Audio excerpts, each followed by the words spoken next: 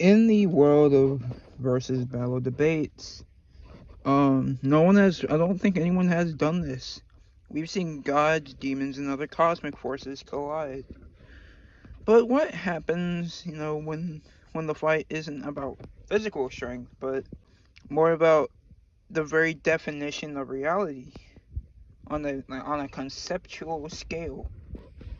So I decided today we'll be putting two fantasy characters, the Elden Lord and Tiamat from the Fate universe, aka the primordial mother of Genesis, up against each other. So let's start off with the Elden Lord. In Elden Ring, the players don't just gain power, they become the new god of their reality. They control the Elden Ring, the literal conceptual law that governs the lands between. This gives them immense authority in reality, uh, just fundamentally changing reality. As seen, they brought order back into the world. They brought death back into the world. Any rune of even the rune of death has the authority to essentially make everyone die again. But we're gonna say this is the Elden Lord. You can argue the Frenzy Flame is more powerful, but I don't know. The Elden Lord should be as stronger, if not the strongest form of the what's it called? The Tarnish. I mean, my bad. And here's where we make it clear that the Elden Lord is no mere fodder. After defeating Malekith, the Elden Lord is hit by the full power of the unbound destined death. The lands between are plunged into a new age of mortality, and yet the Elden Lord stands unharmed, just aura farming. Other demigods were terrified of Malekith's Black Blade, but the Elden Lord is uniquely protected, proving that their grace, fate, or chosen nature places them beyond the typical rules of death in their world. This is a massive feat of conceptual resilience, because, in a sense, grace operates as a conceptual shield against death. Basically, kind of like Tiamat. Yeah. It's cool, right? You can't kill him necessarily with meta hacks. You just have to.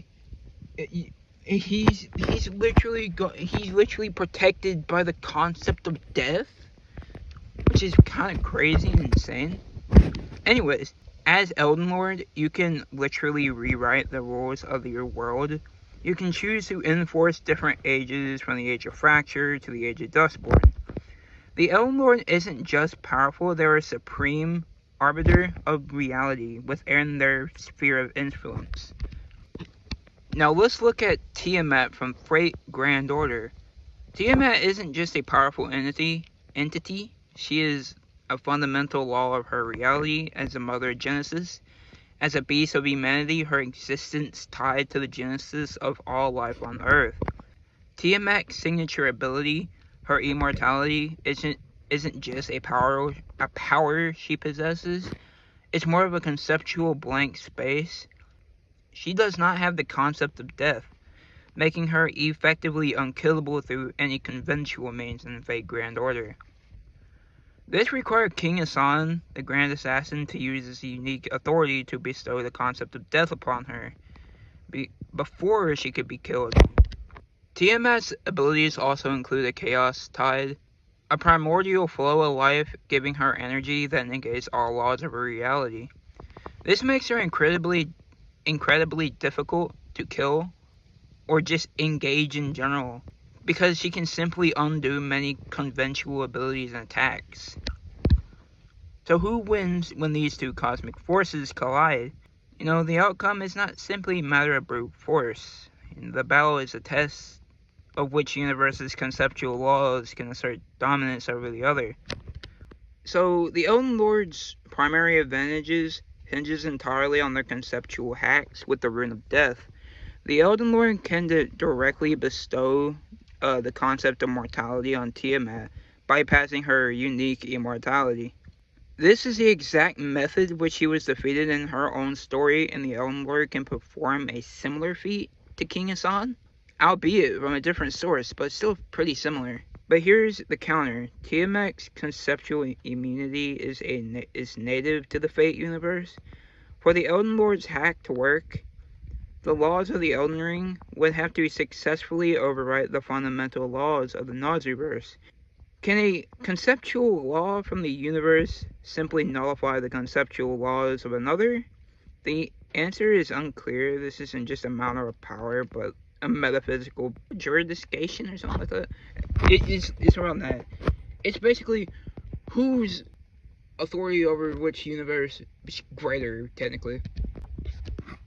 So, if this is a battle of concepts, how does the Elden Lord's power work against something so fundamentally embodied in another universe?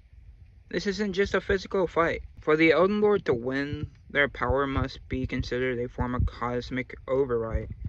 Think of it like a new operating system being installed onto a hard drive.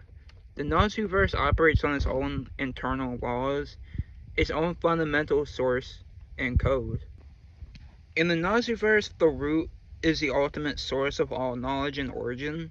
Tiamat's immortality is a foundational law derived from a planet's genesis. It's like a line of code in every beginning of the system. A normal attack or spell is just an application running through that system. It can't change the underlying rule. The Elden Lord's power, however, comes from the Elden Ring, which is a governing rulebook from a different set of universal laws. The Elden Ring's authority comes from the outer god, a force that exists outside its own universe and reality. This is a key distinction. The Elden Lord is using a foreign outer versal power source. So when the Elden Lord confronts Tiamat, they aren't just swinging a magical sword.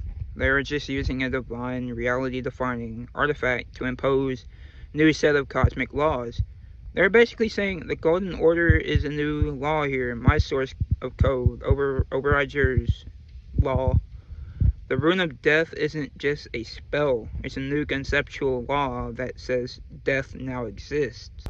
And this is exactly why King Hassan is able to defeat Tiamat. And it's so important too. He didn't just kill her, he conceptually installed the idea of death into her existence. The Elden Lord, by mastering a conceptual law from another reality, is performing a similar, if not more absolute feat. They're using an external authority to force a new rule on a reality that wasn't designed to handle it.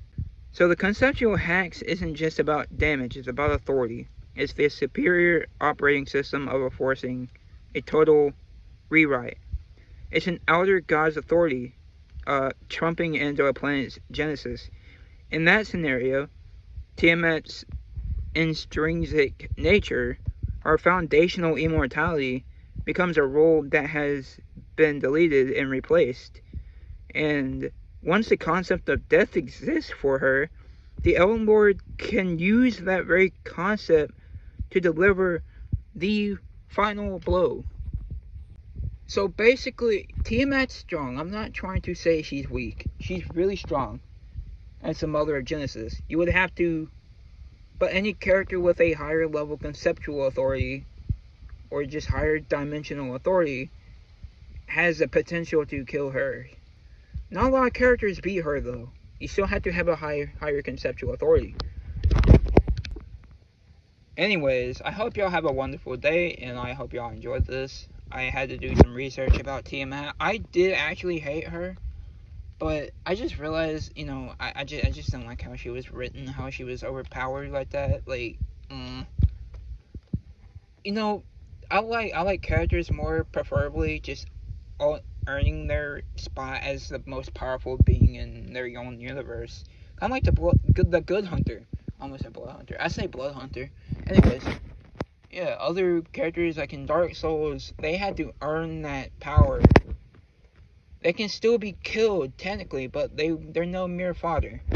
And neither is the Tarnished. He's literally tanked the concept of a full unbound power destined death blast. Because that feat isn't saying, well, he's not able to take a 3rd degree burn. He's literally taking the concept of death